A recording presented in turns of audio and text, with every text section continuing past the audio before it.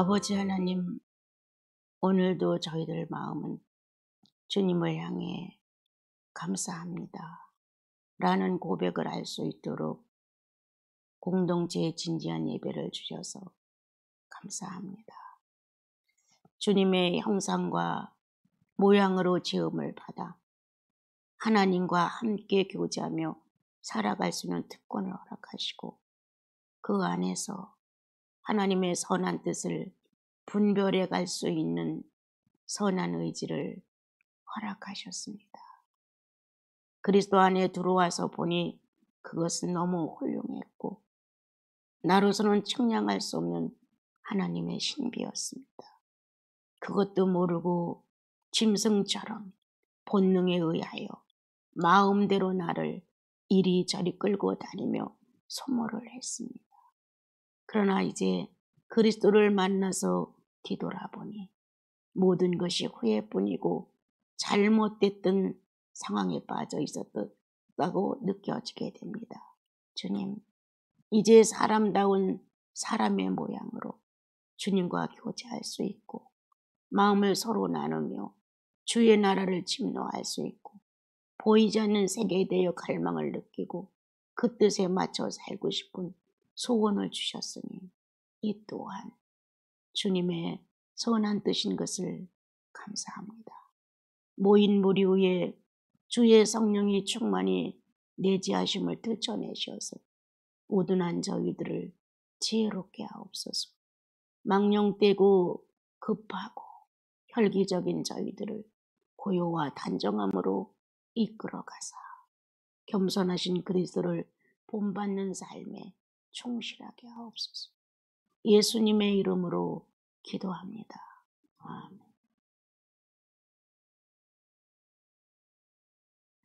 우리가 찬양을 주님께 올린 내용처럼 주의 보혈 능력이 있도다, 주의 피 믿어.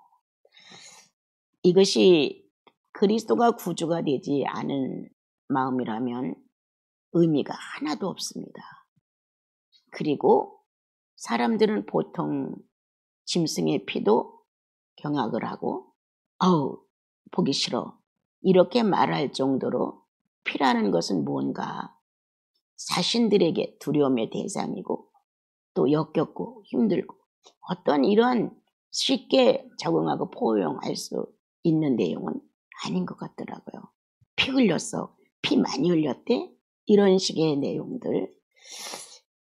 그런데 하나님이신 예수 그리스도가 이 땅에 오셔서 사람의 구조를 갖고 사시다가 십자가에서 또는 채찍에서 가시관에서 피를 흘리시고 그 피의 수고의 대가로 우리의 죄를 씻었다는 내용이 그리스도가 구주라는 어떤 특정의 내용 속에 이루어지지 않는 한 이것은 크게 느껴지지 않습니다.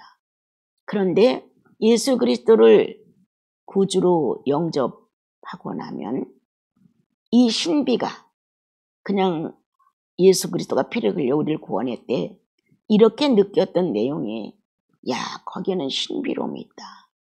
신이 어떠한 내용을 정해서 거기에 의미를 두고 일처리를 하셨다. 그런데 아무것도 주님에 대해서 지식도 없는데도 불구하고 그 내용이 받아졌다. 그리고 믿어졌다. 그러므로 인하여 보이지 않는 세계의 교류권에서 신비는 오고 갔고, 그 신비는 하나를 이루어서 믿는 사람 안에서 의를 이루고 하나님이란 존재성을 이 안에서 찾아냈다. 그러므로 언제든지 찬양을 부르면 십자가에 대한 찬양이라든가 피의 공로를 찬양하게 되면 영혼 안에서는 평소에 느껴보지 못한 어떤 진중함이나 그리고 능력 있으심이 전달이 됩니다. 그래 우리는 연약하지만 늘 죄를 맑게 이기시는 보혈의 능력, 내가 어떤 상황일지라도 찬양을 자유롭게 부를 수 있는 것은 보혈의 깨끗하심이 나를 보장하고 있기 때문에 내가 어떤 행위에 만족함으로 일처리를 하는 것이 아니라 그분이 해놓으신 업적이 내게 효력이 있다는 사실, 그분의 업적이. 그래서 그 업적이 내 안에서 생명이 되고 나로 하여금 많은 것들을 주님 앞에서 정리할 수 있는 의식이 될 수 있다는 것. 그리고 끝내는 마음 한가운데서 큰 능력이 되어주셔서 어떤 결론을 결정지을 수 있게끔 하신다는 것. 이거는 그리스도가 내 구주가 된 사실이 신비로 내 영혼 안에 움직이고 있는 사람은 알아요. 그러나 신앙이 좀 뒤로 물러가고 후퇴되고 또 현재의 성령의 역사가 없으면 그 말도 그렇게 진지하지 않을 수 있어요. 성령의 감각이 내 안에서 일어날 때는 모든 상이 다 은혜로워요. 그리고 모든 조건들이 다 감사가 되어요. 그리고 대자연을 봐도 거기에서 주님을 느껴요. 의뢰의 수도원에 오면 사람들은 기도를 한다는 의미를 많이 가져요. 나는 쉬라고 그래요. 그렇게 하지 마. 대자연 속에 들어가 대자연하고 시간을 가져. 걸어다니며 주님 이름 불러보고 거창하게 기도할 내용을 찾지 말고 그냥 쉬어. 주님은 이렇게 아름답게 이렇게 조그만 풀도 지으셨네요. 이렇게 큰 나무도 지으셨네요. 이런 모양도 만드시고 또 저런 모양도 만드셨네요. 주님이 만들어 놓은 대자연을 보고 담화를 해라. 이렇게 여유 있는 마음을 갖다 보면 마음의 모든 것이 평정되기 시작을 한다. 그것이 기도다. 그냥 내 욕망만 꽉 붙들고 뭔가를 이루어 주십시오. 이것을 꼭 얻게 해 주십시오. 이게 지금 나한테는 시급합니다. 이런 욕망을 가지고 욕망풀이 하려고 기도하는 것 아니다. 내 안에서 주님 찾아내는 거다. 주님 발견하는 거다. 기도는 내 모든 사생활과 삶에 소란했던 것이 안정을 찾고 하나님의 의식이 죽어있는 것 같은, 잠들어 있는 것 같은 그때에 마음을 고요하게, 심중을 진중하게, 생각을 좀 더 안정되게 가지면 내 안에 충분히 발견될 수 있는 하나님의 형상이 있다. 하나님 자신이 내 안에서 하나님의 것을 우리에게 전달하고 싶어 하시고 나타나게 해주고 싶고 또 우리의 이 미련함과 둔함과 지혜롭지 못해서 몰지각한 행동과 판단을 할 때에도 그분은 당신의 지혜를 사용하신다. 그래서 어린아이처럼 깨닫게 하신다. 이거 먹으니까 맛있어. 어린아이들이 이거 더 줘. 이렇게 자기들의 있는 그대로의 감지된 표현을 하듯이 우리도 뭔가 새로운 생성의 힘이 마음 안에서 돌게 되면 주님 그랬어요. 이렇게 어린아이 같은 표현을 자연스럽게 한다.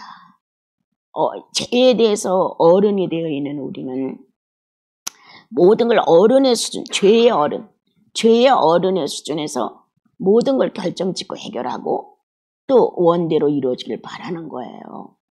그런데 아니죠.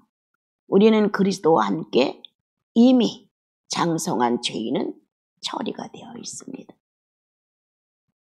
우리는 그리스도와 함께 새로 태어난 그리스도 자아와 연합된 어린 자아로부터 시작을 합니다. 하나님께서 창조 안에 순리를 정해놓으셨을 때 아기가 태어나고 그 아이가 자라서 어른이 되고 또 부모가 되고 이렇게 했듯이 우리 안에서 신앙의 모습도 아기 예수로 태어나서 순리의 이 순화의 과정을 밟아가면서 이제 어른으로 성장하게 됩니다. 그래서 죄의 자아는 무너졌고 죄의 장성한 어른은 이미 네피림이 처리되듯 우리 안에서 본능적인 자아의 욕구는 처리가 됐습니다. 예수 그리스도가 십자가의 못 박음으로 인하여 선악과를 따먹었던 아담의 자아는 정리가 됐습니다. 이제 새로운 자아는 그리스도의 자유의지입니다. 그리스도의 자유의지가 새 창조 안에서 우리에게 선물됐습니다. 큰 은사입니다. 우리는 그리스도 안에서 새 생명을 얻었다. 새로운 사람이 됐다. 새로운 피조물이다. 거듭남은 옛사람은 아니다. 이렇게 다 정리가 성경에 되어 있습니다. 그래서 이제 우리는 아담으로 받았던 자유의지 이걸로 여태까지 살아왔는데 그래서 극히 본능적이죠. 극히 죄인적이죠. 극히 악한 표현을 하고 내 만족주의대로 살아가는 것을 잘 살았다고 말하죠. 이렇게 되어 있는 우리에게 예수 그리스도가 구주가 되시고 나면 이제 그리스도가 하나님을 선택했던 자유의지가 이 안에 새롭게 움직이기 시작을 합니다. 어떻게 하면 하나님의 뜻을 쫓아갈 수 있을까? 새로운 의지의 방향이죠. 어떻게 하면 하나님을 기쁘게 해드릴 수 있을까? 어떻게 하면 하나님께 순종하고 하나님의 사랑이 되어드릴 수 있을까? 이제 나를 채우려고 했던 바알신으로 충만했던 물욕이 사라지고 신령한 편의 선택을 할 수 있는 자유의지가 우리 안에 요구를 하지요. 너의 주님처럼, 너의 하나님처럼, 너의 성령님처럼 이렇게 선한 새로 태어난 하나님을 아버지라고 천마디를 불렀던 내가 죄인이었음을 용서해달라고 회개를 했던 첫 자의 활동은 하나님의 것이다. 이 첫 자의 자유의지가 우리 안에서 오늘도 선함을 이룬다. 나는 아직도 미약해서 죄인의 모습을 다 정리하지 못했다. 죽는 날까지 가제로 안고 간다. 그것이 있음으로 인하여 내가 하나님께로 더 빨리 갈 수 있고 바르게 성장할 수 있는 좋은 재료가 되죠. 나에게 죄의 본성인 이러한 지체의 역사가 없다면 나는 무능해졌을 것이에요. 내가 죄인의 자아가 아직도 살아서 조금은 회방을 하고 내 욕망대로 가면 하나님을 다시 볼 수 있고 이렇게 남아있는 지체들의 죄의 활동은 나를 자극하는, 나를 하나님께로 더 밀어주는 이런 큰 역할을 해주죠. 너 때문에 나빠, 너 때문에 내가 이렇게 됐어, 나는 너 싫어, 이렇게 내 죄인이 행동했던 모습에 대하여 막 저주스럽고 정죄로 때려붙이는 게 아니라 있어서 고마웠어. 그렇게 행동할 수 있으므로 나는 새로운 회개를 했지. 그러한 본성이 내 속에 있다는 사실을 발견하고 나는 아직도 멀었구나 라고 겸손해질 수 있었지. 그래서 죄의 지체가 아직도 살아서 나와 여러분에게 장애물이 되어준다고 하는 건 어마어마한 은혜라고 보거든요. 예. 그게 있음으로 나 자신을 발견해. 그게 있음으로 인해서 새로운 감각을 일으키고 그게 있음으로 인해서 아주 뻔때 없이 교만해지려고 했던 내가 겸손으로 내려앉는 거예요. 약점이 발견됨으로 뭔가 새롭게 그것이 내 안에 알려짐으로 인해서 아 주님, 이 주님을 부르는 음성 안에 순복이 들어있어. 나의 예수 그리스도요, 나의 하나님이신 하나님이요 라고 이러한 내용을 주님 앞에서 고백할 때 내 진실된 신앙의 모습이 표현되어 나가는 거거든요. 그래서 나는 큰 소리로 혈기적으로 기도하는 사람들은 자기의 혀를 절대 절제하지 못한다. 주님 안에서 순복된 자아의 음성이 있어야 돼요. 주님 안에서 주님을 찾고 그리워한다는 사모의 이 애정 안에 겸손이 있어야 돼요. 이렇게 뭔가 나는 나보다 더 크신 일을 찾아서 그분께 나를 맡기고 그분에 의한 내가 되기를 갈망하는 소원이 기도인 것이죠. 그래서 성경을 나와 여러분이 보는 것은 내가 기도로 찾아내는 분야가 있고 기도를 아무리 해도 찾아내지 못하는 분야가 있어요. 아직도 내가 죄의 자유의지를 탁 쓸 수 있는 그게 본능적으로 큰 건 아니지만 사사로운 자기의 사생활 중에 죄에 남아있는 작은 지체들이 그렇게 행동할 때가 있어요. 그러면 그것을 다시 주님 앞에서 고백하고 또 그걸 순복시킬 수 있고 그거에 대해서 원수시 안 하고 오히려 내게 도움이 되었다고 할 수 있는 성령의 자아가 또한 크게 활동을 해주시는 거예요. 예. 그래서 성령의 자유의지는 오늘도 성부를 선택하게 하신다. 오늘도 예수 그리스도를 선택하게 하신다. 이렇게 자유의지가 우리를 바르게 인도해 가시는 것을 볼 수 있습니다. 그래서 예수 믿는 것과 안 믿는 것은 엄청난 극에서 극의 반대의 현상을 가지고 있기 때문에 내가 부족하고 어려도 예수로 거듭나서야 한다. 가장 중요한 것.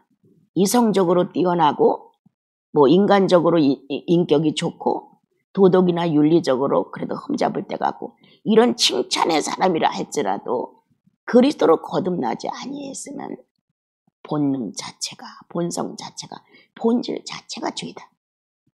그러나 거기로부터 구원을 받고 새로운 의식이 꿈틀거려서 첫 하나님을 아버지라고 불렀던 이 자아가 이제부터는 하나님께서 허락한 자유의지를 활동시키는데 써진다는 거예요.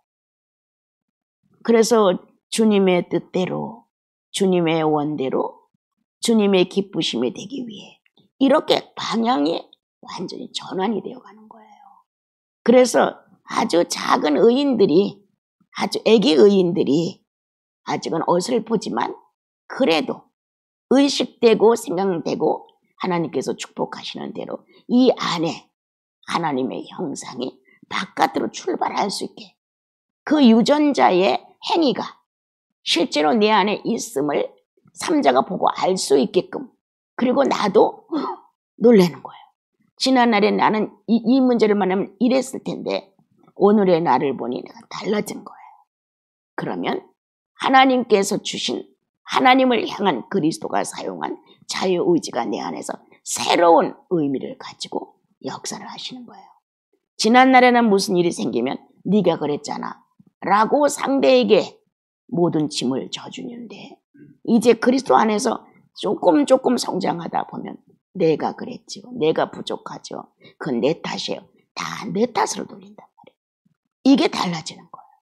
다 남의 탓 네가 막 이렇게 정말 지저분하게 핑계를 에덴 동산에서 아담과 하와가 그렇게 핑계를 댔듯이 여전히 우리들의 그런 본성적인 추잡함은 남을 핑계대요. 아차 내 잘못이야. 내 부족함이야. 내 미련함이야. 내 경험이 없음이야. 내가 성령 충만하지 못함이야. 이렇게 나로 돌려야 평화가 유지되는데 절대 나로 돌리지를 않아요. 말로는 나로 해놓고 속은 아닐 수가 얼마든지 있어요. 이렇게 우리들의 마음은 이중적인 마음 속에서 성장을 가로막는 게 솔직하지 못한 우리들의 마음인 거예요. 오늘 이제 골로새서를 보면 굉장히 광범위하고 한 절만 갖고도 몇 시간을 할 정도로 많은 절수예요. 그렇지만 이제 15절로부터 보게 되면 예수는 누구냐? 하나님의 형상이다. 하나님의 형상이라는 사실을 놓고 나는 그럼 누구냐? 나도 하나님의 형상으로 창조함을 받았다. 이렇게 뭔가 이 성경을 읽게 되면 주인공이 예수 그리스도고 나예요. 나이며 예수 그리스도예요. 성부 하나님이시고 나예요. 어느 때는 나하고도 성령님이에요. 성경은 나에게 보낸 하나님의 선한 착한 편지예요. 사랑의 편지란 말이에요. 나 없으면 성경이 있으나 마나예요. 내가 있음으로 인하여 하나님의 호소가 내게 전달되고 나는 이거를 봄으로 인하여 성부 하나님의 뜻을 알고 성자 예수께서 하신 업적을 알고 성령이 지금도 진행하고 있는 사실에 대하여 인정할 줄 알고 이렇게 바뀐단 말이에요. 그래서 이제 우리들이 형상이야. 그리스도는 하나님의 형상이야. 하나님 본 사람 아무도 없어. 그렇지만 예수를 본 사람은 하나님이 저러시겠구나 라고 하나님을 연상할 수 있다. 그래서 예수 그리스도는 누구냐? 하나님의 형상이야. 하나님의 핵이라는 거, 근본이라는 거. 그게 예수 그리스도야. 이렇게 성경이 우리에게 전달을 해주면, 그럼 나도 아담이 첫 창조를 받았을 때 하나님의 형상과 모양으로 창조를 받았다. 그럼 내 안에도 근본적인 형상은 하나님의 것이다. 나도 예수 그리스도가 나오기 전까지 사람으로 활동을 했다 치고는, 그렇다면 하나님의 형상과 모양으로 지음을 받은 사람들로 있었는데 아담이 범죄함으로 인하여 죄인의 형상으로 바꿔졌다. 그러나 근본적으로 조금 더 마음을 넓혀 들어간다면 자연인도 난 마찬가지라고 생각해요. 뭔가 사람이 뭔가, 인생이 뭔가, 인간이 뭔가 조금 생각을 한다면, 조금 더 철학적인 어떤 의미가 좀 있다면, 생각하는 어떤 두뇌가 있다면, 또 무언가 마음을 먹는 내용이 있다면 난 조금은 심각하게 알아질 것 같은 거예요. 이렇게 하나님의 형상으로 지음을 받은 근본 자체가 예수 그리스도를 전달할 때 응해준다는 거. 예. 한 번도 못 들어본 예수 그리스도, 그분이 십자가를 지고 고난을 받았다는 내용에 대해서 아주 무지했던 나, 뭔가 하나님 앞에 기도만 해서 내 필요한 거나 얻어가지려고 했던 내가 예수 그리스도의 죽으심과 부활에 대한 얘기의 속죄권을 들을 때 그래 하고 뭔가 내 안에서 새로운 깨달음과 의식이 발동한다는 것은 형상이 있다는 뜻이에요. 하나님의 형상이 있다. 이 안에. 그래서 그 첫 창조 때 하나님이 우리의 형상과 모양대로 사람을 만들자 결정낸 거에 의하여 우리는 자격이 있든 없든 몽땅 형상과 모양으로 지음을 받았어요. 그것이 활동할 수 없을 만큼 죄가 누르고 잠들게 해버린 것뿐이에요. 그 죄의 아주 막중한 무거움을 깨고 나올 수 있는 게 예수의 소리를 듣고 형상이 꿈틀거리는 거예요. 어느 누구도 죄를 사할 수 없고, 어느 누구도 죄를 용납할 수 없고, 어느 누구도 죄를 소멸시킬 수 없어요. 예수 그리스도에 대한 속죄에 대한 내용이 나오면 하나님의 형상대로 지음을 받은 내 영혼과 각각에는 하나님의 형상이 꿈틀거린단 말이에요. 그래서 믿어지기 시작하는 거. 내 안에 내가 자격이 있어서, 내가 뭔가 자유의지가 많이 좋아서 참 절대 아니에요. 근본인 하나님의 형상, 하나님의 형상 근본이 존재하고 있다는 거예요. 그 근본을 일깨워서 하나를 이룰 수 있는 자격은 예수 그리스도 외에는 없다고 기록을 하셨어요. 천하 어디에도 구원을 받을 만한 이름은 없다. 오직 예수 그리스도 한 분만으로 인생은 구원이 될 수 있다. 이렇게 기록하셨다. 그 유일하신 구원주 예수 그리스도의 내용을 들으면 이 형상이 깊은 거예요. 주인을 찾는 거예요. 그래서 하나가 된 거예요. 눈물이 주르르 흐르고 감사의 표현이 나오고, 너무 모르고 무지하게 살았다고 탄식이 나오고, 또 많이 사랑해 주셔서 감격이 되고, 잘못 살았다고 고백도 하고, 무언가 내게 새로운 어떤 움직임이 영혼에서 고백이 되어 나오지요.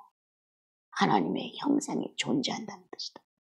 거기에 예수 그리스도의 피가 합의했다는 뜻이에요. 그래서 의를 이루었고, 우리는 거기서 주권을 잡고 자유의지 행사할 수 있는 권리를 찾아낸 거예요. 이건 예수께서 하신 일이거든요. 그래서 예수님은 하나님의 형상이야 어떻게 하는, 살려내는, 회복하는, 부활시키는, 결코 하나님 나라에는 죽음이 없다는 사실. 이렇게 하나님의 형상이신 예수 그리스도를 우리는 값없이 받았어요. 값없이. 아무것도 모르고 하나님의 창조에 의하여 하나님의 형상이 들어와서 우리가 사람이 됐고, 아담이 범죄함으로 인하여 하나님의 형상은 행사를 할 수 없이 정지가 되어 있다가 하나님의 형상인 그리스도가 오셔서 형상 대 형상의 역사가 일어나기 시작합니다. 그래서 우리는 그리스도의 피를 찬양할 때 새 힘이 솟구친다. 말없이 찾아와 어떤 크나큰 노동이나 수고나 애씀이 없는데도 불구하고 예수 그리스도가 해놓으신 업적 하나가 내 속에 잠들어 있는 하나님의 형상을 살려내고 있는. 그래서 오랫동안 내 안에서 잠들었던 의지가 하나님을 향해 하나님 아버지라고 부를 수 있는 특권의 주권이 깨어나는 거예요. 그러므로 나와 여러분은 두 번 형상을 맛본다. 당당하게 첫 번 아담의 창조 안에 존재했던 스스로 존재자의 형상, 예수 그리스도의 희생을 통하여 두 번째 예수 그리스도의 형상, 확실하게 나와 여러분은 그분의 형상으로 존재하고 있습니다. 그러므로 이제 하나님의 형상은 모든 창조물 속에 모든 걸 봄으로 인하여 느끼고 감각을 합니다.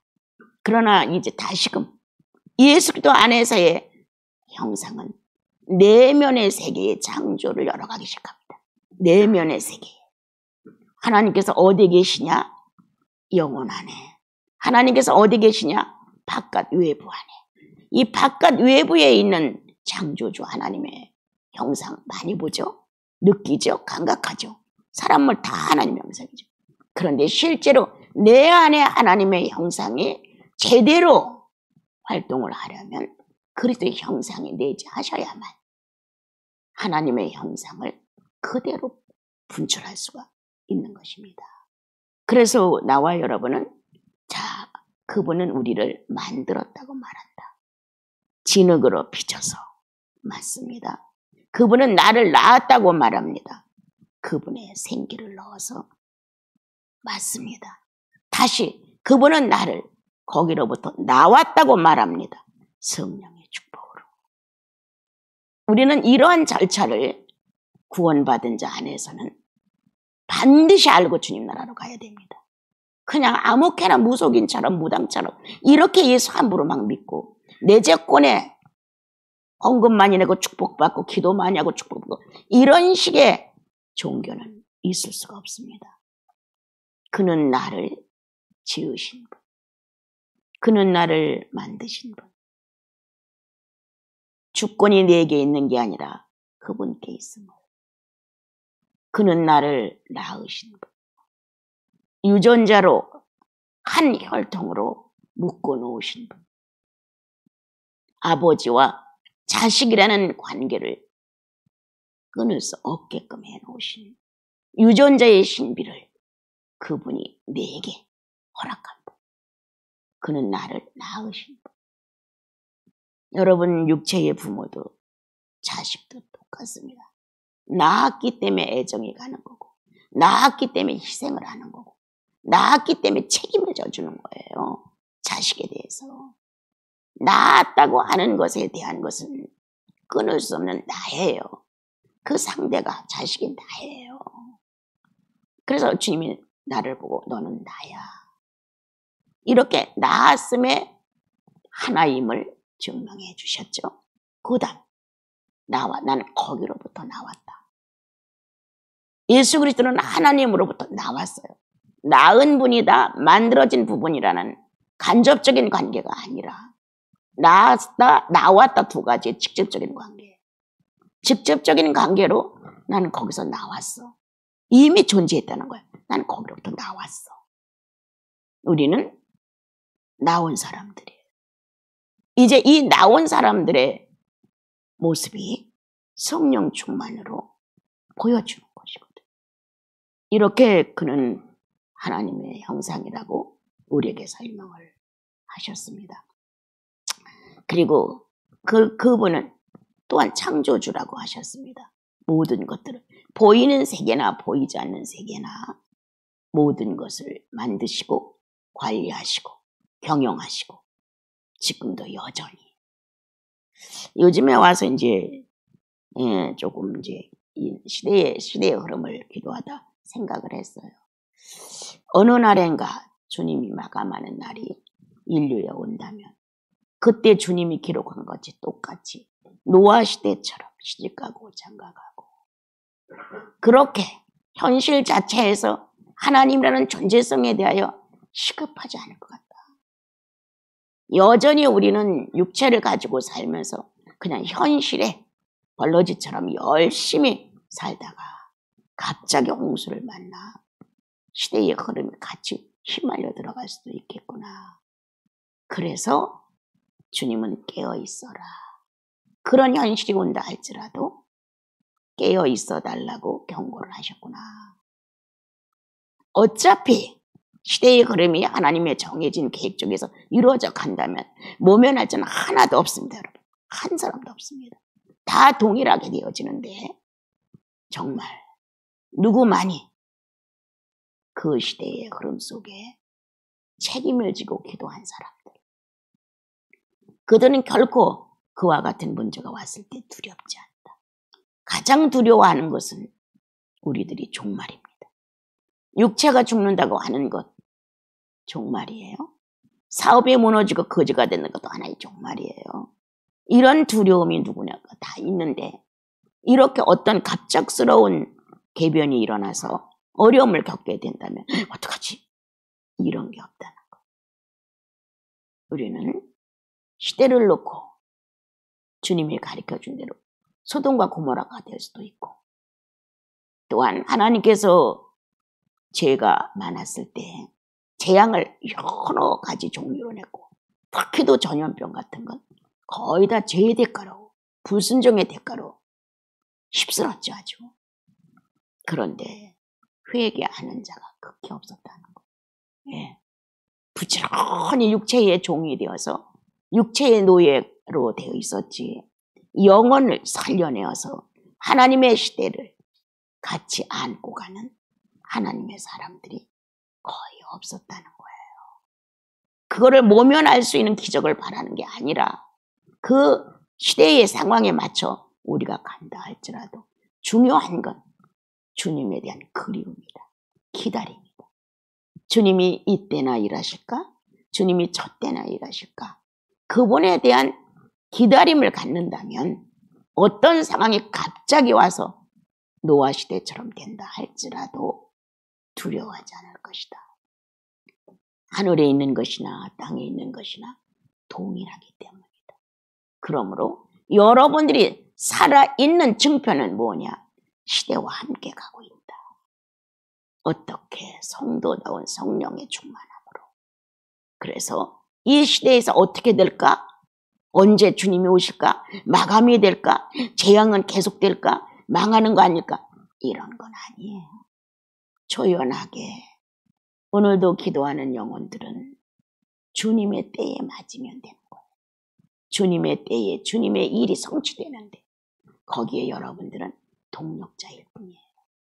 벌벌 떨고 두려워하고 갑자기 밀어닥치는 홍수에 죽을까 봐 이런 게 아니라 언제든지 주님의 뜻은 선하시니까 그 뜻에 맞춰 같이 인류를 놓고 기도하는 동력자가 된다면 누구든지 주님은 노아 시대처럼 시집가고 장가가기에 바쁘다가 죽는다 이렇게 안 하실 거예요.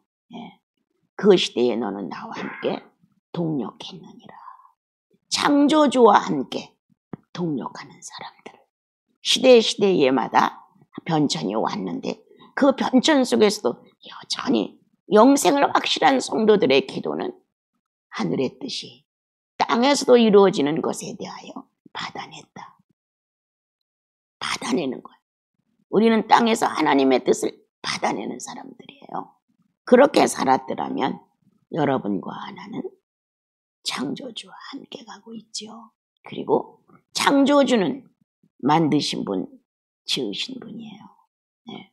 모든 권리와 주권이 그분께 있어요. 먼저 번에 여러분에게 나눴던 것처럼 절대적인 주권도 있고, 예, 이 상대적인 주권도 있고, 무조건적인 주권도 있고, 그렇게 다양한 하나님의 그 내용을 우리에게 전달하시면서 오늘도 이 지구를 그분은 아주 멋지게 경영을 하고 계신 거예요. 그것뿐만 아니라 우주 전체를, 우리가 상상할 수 없는, 측량할 수 없는 우주 전체를 그분은 갖고 계신 거예요. 여러분들이 아주 솔직하게 자신을 놓고 한번 판단해 보세요. 나는 종말을 놓고 어떻게 생각하는가? 생각해 보세요. 정말 종말을 놓고 창조주와 함께 시대의 변천에 관계없이 그 시대 속에 함께 가고 있는 사람인가? 기도 속에서 그분의 역사를 동참해 가고 있는가? 그렇다면 여러분들은 창조자예요. 창조주는 하나님이시고 우리는 그 창조와 함께 창조해가는 삶을 반듯하게 창조해가는 창조자예요. 주님이 아니라. 이렇게 신적 아들, 딸들이 창조자가 되어 현실을 창조주와 함께 어깨를 나란히 하고 동참해 간다면 어느 시대에 어떤 변천이 어떻게 색다르게 온다 할지라도 우리는 물질 세계에 대하여 두려워하지 않는다. 그러한 여러분들이 됐으면 참 좋겠습니다. 절대 들뜨지 않는다. 흥분하지 않는다. 두려워하지 않는다. 안전한 심리를 가지고 끝까지 살아계신 그분, 그 안에서의 나의 자세를 바르게 가지면 됩니다. 예수는 누구냐? 창조주다. 모든 만물보다 먼저 나신 자다. 그럼 나에게는 창조주가 동행하신다. 함께 하신다. 그럼 나는 그 옆에서 창조자가 된다. 창조주를 모시고 창조자가 된다. 진실하지 못했던 내가 사건에 따라 아주 미묘한 감정을 써가며 내 거로 만들며 속이면서 살았던 내가 진실해졌다. 창조자다. 창조주이신 주님이 요동치 않고 진실하신데 그 진실이 내게 감정이 되어서 내 것이 됐다. 나도 어느 결인가 진실해졌다. 창조자다. 거짓이 없어지고 속임수가 없어지고 호황기가 없어지고 내 안에 진실이 있는 그대로 순수함이 드러난다. 그것은 창조자다. 이렇게 살아갈 수 있는 나와 여러분의 축복이 그리스도 때문에 왔다는 거예요. 그는 하나님의 형상이요. 그는 창조주다. 이렇게 창조주와 함께 살아가는 나와 여러분의 삶은 날마다 창조자가 되는 거예요. 오늘은 이 문제를 바로 깨닫고 내일은 또 저 문제를 바로 깨달으면서 야, 하나님 아버지, 내 주님의 속성 안에는 이렇게 있었구나. 내가 이걸 사용하지 못했구나. 그리고 새롭게 깨달아서 그 속성을 갖다가 내 걸로 창조자가 된 거예요. 내가 알지 못했던, 내가 사용하지 않았던, 내가 그거에 대해 무지했는데 오늘은 내게 된 거예요. 사용도가 알아졌어. 감사가 나왔어. 이러므로 인하여 그 반대의 죄의 지체가 떨어져 나갔어. 얼마나 멋있어. 창조자가 돼요. 창조주 하나님의 주권 안에 작은 창조자가 돼요. 하나님이 가지고 있는 속성들에 대하여 내게 유익이 하도록 써지는 거죠. 이렇게 주님은 우리들에게 당신 자신을 많이 알리시고자 합니다.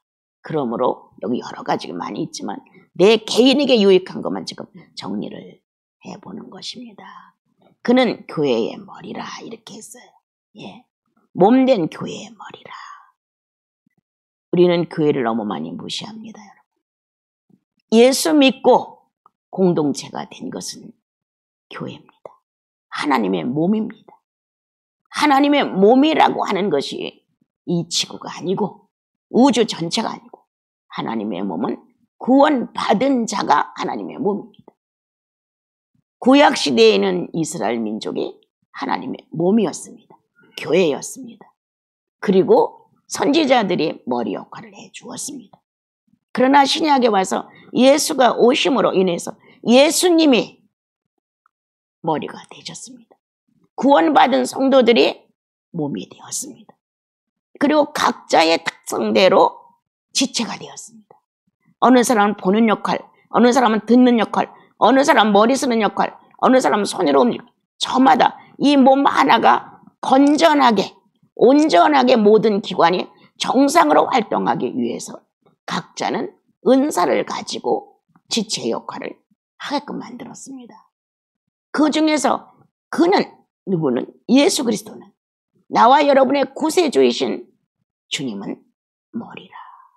모든 지령이 머리로부터 간다. 그러므로 우리들이 할 수 있는 것은 아까도 받아내는 것. 하나님께로부터 받아내는 삶을 사는 것처럼 우리는 머리의 지령을 받아서 전 몸에 전달하는 겁니다. 그래서 하나님의 몸이신 예수 그리스도께 지체에 붙어 있는 자와 붙지 않는 자는 절대적으로 이게 합이 어렵다는 겁니다. 하나님이 바보라서 인류를 불쌍히 모시고 자비와 인자가 뛰어나신데 믿는 자와 믿지 않는 자가 멍에를 같이 하지 마라. 이 말 했겠냐고. 이방 민족을 드리지 마라.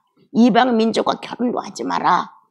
그러면 그 풍습이 세상 풍습이 다 들어와서 너희들의 이 거룩한 하나님을 섬기는 이 바른 예수를 다 문질러 버린다. 쫓게 된다. 그러니까 절대 그렇게 하지 마라. 이렇게 한 것은 하나님을 배신할까 봐 그렇게 한 거예요. 하나님을 배신할까 봐. 그런데 지킨 사람이 거의 없었죠. 그 당시에도.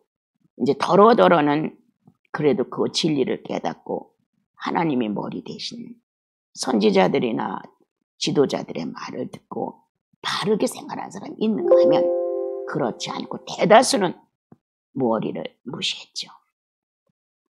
이렇게 된 현실 속에서 우리가 예수 믿고 머리를 예수님을 알고 있단 말이에요. 그러면 그분으로부터 명령이에요. 그분으로부터의 지령이에요. 그분으로부터 모든 게 공급돼. 전체 아주 말초 신경까지 이렇게 된 것이 교회의 모습이란 말이에요. 예. 그런데 우리는 너는 너, 나는 나. 이게 가장 무서운 타락이에요. 지금 사랑 안에서 하나가 되었느니라, 믿음 안에서 하나가 되었느니라, 성령 안에서 하나가 되었느니라 이렇게 기록을 하셨어요. 그런데 하나가 됐다는 느낌 없어요. 나는 배불러도 넌 배고파도 괜찮아. 나는 울고 슬퍼도 나는 행복하고 웃어야 돼. 이렇게 개인주의 발달로 인하여 공동체의 연합성은 파괴다 지금. 파괴입니다 여러분. 정말 가난하게 살아도 살아있는 의미의 모습은 머리로부터 지령을 받은 하나님의 선한 사람들이 온몸에 필요한 것을 공급하는 아름다움을 갖춰야 된다는 거예요. 은사대로. 그런데 저마다 너는 너, 나는 나. 이제 형제지간도 이게 형제지간의 따뜻한 애정의 교류가 거의 없어요. 부모 자식 기간도 서로가 의무적이에요. 무언가 인간미가 넘치고 거기에 필요한 것들이 공급되고 그리고 머리로부터 받아내는 신령성에 대하여 풍부해지면 이건 자연히 지체들이 부자가 되는 거예요. 그러니까 여러분들이 머리로부터 공급을 받아서 충만해지면 그 충만한 걸 또 내 지체들에게 공급을 하는 거예요. 여러 가지로 말 한마디라도 따뜻하게 또 누구라도 하나 배려 있게 이렇게 여러 가지로 가난한 자에게 빵도 한번 주고 추운 자에게 옷도 한번 입혀주고 이렇게 내 풍부함이 공동체 전체의 부유함이 된다. 뭔가 꺼리낌이 있으면 안 만나려고 하고 뭔가 찝찝하게 되면 그거의 마음에서 사그러질 때까지 상대를 안 하려고 하고 이건 아니라는 거예요. 우리는 너무나 타의적이다. 너와 나는 아니야. 이런 식이 됐어요. 근데 이게 탓할 수가 없는 게 형제간도 이렇게 됐고 부모와 자식간도 이렇게 돼 있어요. 얼마나 인권 존중을 해야 되는지 저는 모릅니다. 존중 맞아요. 그런데 우리 사회에서 애당초부터 하나님 그리스도 안에서 교육이 안 돼 있어요. 존중 사회를 모르고 살았어요. 존중 사회가 없었기 때문에 그냥 복종적이고 명령적이고 통보적이고 아니면 그만이고 이런 식으로 살다가 점점 예수 그리스도가 확장되어서 교회가 많이 세워지고 뭔가 자유함을 느끼면서 뒤죽박죽이 되어버렸어요. 지금 정말 그리스도가 나를 존중함을 깨달았느냐, 내가 그리스도를 진정 존중하느냐, 주님과 나 사이에 존중의 인격이 한번 그같았어요. 나 같은 자를 이렇게 우대하시고 아버지 하나님 한 번도 내가 하나님이니까 내 마음대로 하고 강압적으로 그런 주권 행사를 하지 않으신다. 상대에게 물으신다. 너 할 수 있느냐? 내가 너에게 이렇게 하려 하는데 너는 어떻게 생각하느냐? 주님은 이렇게 하시죠. 언제든지 그냥 내 명령대로 이렇게 해. 죄를 짓지 말라고 하는 것은 그렇게 규정을 했지만 우리의 인격을 대면하셨을 때 내 명령이야 그렇게 해. 이런 데가 없습니다. 그래서 예수 그리스도를 만난 영혼은 존중을 배운다. 존중. 순종은 어린아이에게, 주권 없는 아이에게 주권 행사를 못하도록 눌러버리는 거지만 존중은 아니에요. 서로가 주권 행사를 할 수 있는 거예요. 여러분. 존중사회에서는. 이 존중을 배우지 못한 우리들로서는 이렇게 불법의 세계를 스스로 창조자가 되어가고 있는지도 몰라요. 뭐 요즘 시대에 이 정도면 잘하는 거지. 지금 같은 시대에 이만큼만 하면 나는 모범이지. 이렇게 자부하고 있을 수도 있는 거예요. 근데 아닙니다. 주님과 본인이 죄인이라는 입장에서 구원을 받고 불순종의 죄성에 대하여 고백을 하고 존중으로 다시 태어나서 주님과 내가 존중사회로 교제가 되고 배워간다면 당연히 존중합니다. 형제 자매들도 어린아이든 어른이든 대자연도 존중하게 됩니다. 함부로 내 멋대로 못합니다. 여러분. 이렇게 존중사회가 이루어져 나가야 되는데 이게 안 되어 있습니다. 그러므로 불순종과 순종이라는 말로 교회는 복잡합니다. 그거는 너무 어린 우리들의 모습이고 이제 예수 그리스도를 직접적으로 율법을 상대로 했을 땐 순종이라는 말이 맞습니다. 그러나 이제는 율법을 상대로 아니라 예수 그리스도의 복음을 직접적으로 만나는 우리들입니다. 우리는 뭘 배웠습니까? 존중을 배웠습니다. 사마리아 여인도 버리지 아니하셨습니다. 가늠하다 잡혀온 현장에 있는 여인도 버리지 아니하셨습니다. 그는 존중이셨습니다. 이렇게 존중하시는 주님을 우리가 배운다면 교회의 성도들의 권면을 존중해야 합니다. 성도들의 소리를 존중해야 합니다. 그리고 누가 나를 먼저 존중해 주기를 기대하지 마십시오. 내가 먼저 하십시오. 내가 먼저 존중할 때 존중은 다시 선물로 나에게 돌아옵니다. 오늘 우리 머리가 되신 예수 그리스도를 주님으로 모신 여러분, 엄청난 축복입니다. 여러분. 주관자가 있으셔서 우리를 바로 지도하시는 거예요. 그건 불법이야, 그건 불이야, 그건 불순해. 이렇게 지도를 해주신다는 거예요. 그러므로 신령한 그리스도가 살고 간 육체의 이 삶을 우리 안에 공급을 한다는 거예요. 이렇게 공급을 해주심으로 나 충만, 그리고 내 형제에게 공급하여 충만. 우리는 사건을 만나면 자기 사건 속에서 자기가 그냥 다 오그라져 버려요. 그래서 어떤 충만도 못 느끼거니와 존중 생각도 못해요. 여러분, 주님이 우리를 존중했듯 우리도 주님을 존중하지 않아요? 정말 존중해 드려야지. 사람처럼 얘기하듯 하십시오. 그래서 존중을 서로 교환하십시오. 그러면 성경을 통해서 내가 내 기도 중에 깨닫지 못했던 내 비인격과 아직도 제대로 교육되지 못한 내 그 이방인, 개 같은 이방인의 처세를 이제 성경에서도 찾아냅니다. 성경에서 배워냅니다. 발견하게 됩니다.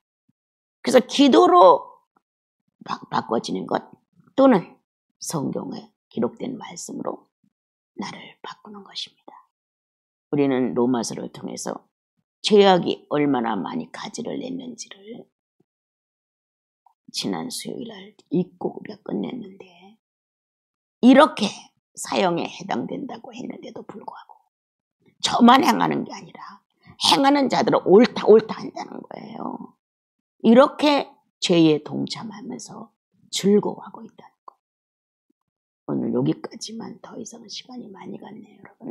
여러분은 머리이신 예수님을 구원받은 형제 자매들을 몸으로 각자가 가지고 있는 특성의 은총을 지체로 이렇게 나타내 주셔서 이제 그리스도의 사회를 반듯하게 배워 좀 더 질서 있고 품위 있는 예수인이 되어줬으면 참 고맙겠습니다. 특별히 봄철이고 부활절이 지나갔는데요. 여러분 생활 정리하십시오. 집도 청소 좀 깨끗이 하시고, 주님이 오신다면 안 하시겠습니까, 여러분? 주님이 오신다면 정리 안 하시겠습니까? 이미 오신 주님을 놓고 한번 눈치를 좀 봐주십시오. 이미 와 계신 주님을 놓고 내가 부엌 살림은 얼마나 정갈한가, 아니면 옷장은 얼마나 정리정돈이 잘 되었는가, 바깥과 안에는 얼마나 균형이 잡혀 있는가, 이것도 살펴셔야 합니다. 여러분들의 사생활 전체가 오신 예수님을 상대로 사는 사람들입니다. 좀 깔끔하고 정갈하고 질서 있고 조화 있게 여러분들의 품위 있는 생활 부탁드립니다. 언어와 인격은 다 맞춰지지 못한다 할지라도 외관상에 나타나는 정리정돈이라도 주님을 위해 해주십시오. 성도다운 가정이라는 표현을 한번 해보십시오.